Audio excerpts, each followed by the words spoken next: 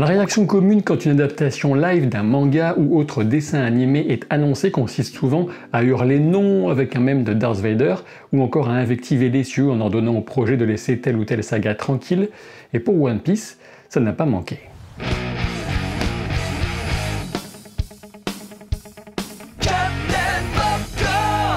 Maintenant que les 8 épisodes de cette première saison sont disponibles, certains hurlent au chef-d'œuvre finalement, d'autres s'égosillent en invoquant la synchro-sainte masterclass et les qualificatifs de poulet volent à basse altitude menaçant à tout moment de transformer les réseaux en cuisine de KFC. De mon côté, ce que je dirais sur cette première saison de One Piece, c'est qu'elle est relativement agréable, parfois un peu gênante de naïveté, voire bébête, et qu'on se retrouve avec beaucoup de ressentis ambivalent au final. Il me faut nécessairement préciser que je n'ai jamais lu One Piece et que je n'ai vu l'anime que jusqu'à un point qui s'arrêtait peu avant la résolution du conflit contre Arlong. Je suis donc loin d'être un connaisseur et j'ai tendance à faire confiance aux nombreuses sources qui font les éloges de la richesse inouïe du monde créé par Eiichiro Oda. Ce que les adaptations live de manga ont rarement été, c'est fidèle à l'œuvre d'origine. De ce point de vue, on peut dire que la série One Piece fait exception, notamment dans tous les aspects visuels, depuis les costumes jusqu'au cadrage en passant évidemment par les décors dont certains sont vraiment impressionnants. Certains choix pourront même dérouter les spectateurs ne comprenant pas forcément qu'on recrée à dessein certaines cases du manga avec des choix de contre-plongée ou encore d'objectifs de type fish-eye. Parfois la transition de la page à l'écran se déroule étonnamment bien, alors qu'à d'autres moments, c'en est à la limite de devenir gênant car ce qui passe très bien en dessin ou en animation n'est pas toujours adapté à des acteurs de chair et de sang. Les interprètes justement, parlons-en avec un bon processus de casting dans l'ensemble, qui est sans doute un des, si ce n'est le principal point fort de cette adaptation, tout particulièrement pour l'équipage du chapeau de paille. Du côté des adversaires hauts en couleur et autres créatures qui peuplent cet univers bariolé, c'était le bon choix de recourir aux prothèses et effets pratiques autant que possible, y compris pour Arlong. Il me semble que la menace physique et la différence si importante dans la vision du monde de ce personnage, Arlong, passe mieux avec ses corps transformés et dont on ressent l'interaction physique avec le monde, avec les autres, bien plus que ne l'auraient permis des effets numériques. Le thème musical qui accompagne les cartons titres One Piece, dont le graphisme est adapté à chaque épisode, on l'aura remarqué, fonctionne bien. Pour le reste, la musique en cours d'épisode ne m'a ni gêné ni transporté, mais ce n'est pas la première fois que je le dis, je n'ai pas forcément l'oreille ultra musicale, donc il me faut plusieurs visionnages pour me faire vraiment un avis définitif sur la musique d'une série ou d'un film. La série souffre d'un certain passage à vide de mon point de vue dans son segment central, chez Kaya notamment, avec toute cette histoire qui pousse la naïveté de certains personnages à son paroxysme. Pour donner aussi un exemple concret de petites choses qui m'agacent, les incohérences apparentes de puissance entre le fait que Roronoa Zoro puisse être assommé par un simple coup de bouteille pour ensuite se relever sans grand dommage d'une chute de 15 mètres au fond d'un puits, la tête la première. Qu'il ait ensuite du mal à grimper pour sortir du puits ne semble pas non plus super cohérent avec ses capacités athlétiques surhumaines en combat. Je n'ai aucun problème avec les aspects surhumains ou surnaturels de la série, bien évidemment, mais c'est un certain manque de cohérence interne dans les rapports de puissance qui me pose parfois souci. Concernant le cœur de l'adaptation, je pense qu'on peut dire qu'elle parvient à saisir l'esprit de liberté qui anime Luffy, dont la vocation pour la piraterie semble avant tout exprimer une forme d'exultation, du goût de vivre et de profiter à fond de la vie, sans toutefois tomber dans le piège d'un égoïsme forcené. De manière plus large, on peut sans doute deviner une opposition assez classique mais fondamentale entre l'ordre, incarné par la marine, et le chaos dans lequel exultent les pirates. Il n'est pas question de séparation entre les bons d'un côté et les mauvais de l'autre, bien sûr.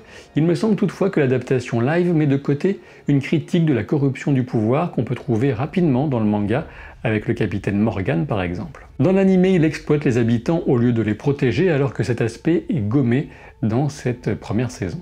L'adaptation tente de faire entrer beaucoup de grands moments de l'anime, mais tout en perdant au passage de nombreux détails ou histoires secondaires qui participent à la richesse et à la profondeur de l'histoire. Je pense par exemple à ce chien, si je ne me dis pas de bêtises, dont j'ai vaguement le souvenir dans l'anime, un chien qui gardait la boutique de son maître mort dans un village qui avait été détruit, je suppose, par Arlong. Je dis peut-être des bêtises, mais par exemple ça, eh bien ils n'ont pas eu le temps de le mettre dans la série, on peut le comprendre, mais c'est dommage. Évidemment, l'adaptation d'un matériau aussi vaste implique des choix, mais disons que certains semblent moins judicieux que d'autres. Ceci dit, il est logique d'avoir centré les enjeux sur les histoires personnelles des membres de l'équipage réunis par Luffy dans cette première saison. En effet, la formation et la cohésion surtout de cet équipage sont l'essentiel message de cette première saison, dont le succès en termes de visionnage devrait sans doute pouvoir garantir une suite. Outre l'aspect purement business motivant l'existence de cette série, je peux aussi comprendre son intérêt pour tous ceux qui, comme moi, sont effrayés par le nombre monstrueux d'épisodes de l'animé.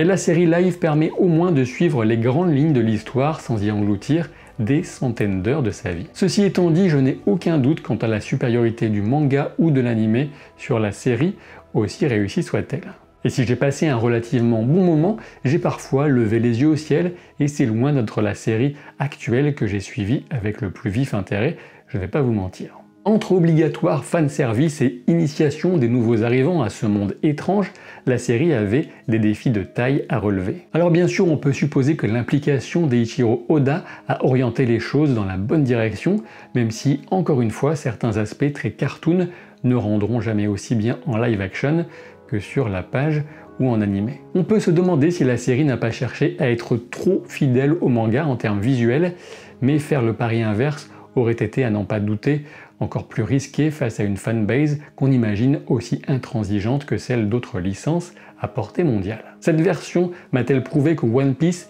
est un chef-d'œuvre ?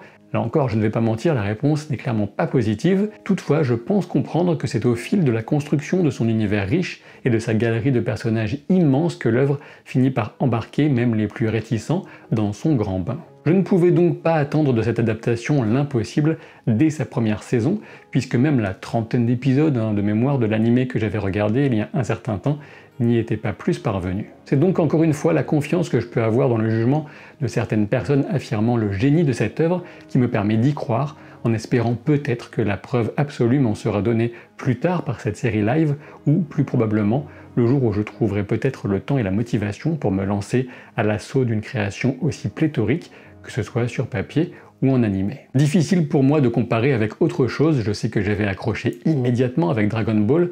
À l'époque, j'étais à peine adolescent, et même si j'ai continué à apprécier pendant des années, jusqu'à ce que l'œuvre ne s'essouffle. Reste donc la très forte possibilité que je reste, quoi qu'il en soit, plus sensible à certains seinen qu'à cet éminent shonen. Ainsi, après avoir accepté l'idée que l'œuvre de Kentaro Miura se poursuivra sans lui sous la houlette de Kujimori et grâce au talent des assistants de Miura, je suis pour le moment autrement plus impatient de découvrir la suite et fin de Berserk que de me lancer à l'assaut de Grand Line.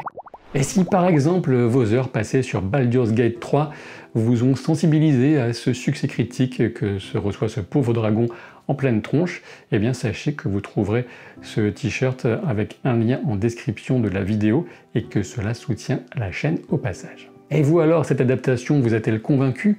Qu'aurait-il pu faire différemment? Qu'est-ce qui pourrait permettre à l'avenir de prouver la grandeur de One Piece en live action? Dites-moi tout ça en commentaire. Pensez à vous abonner à la chaîne, et puis je vous dis à très vite pour de nouvelles aventures.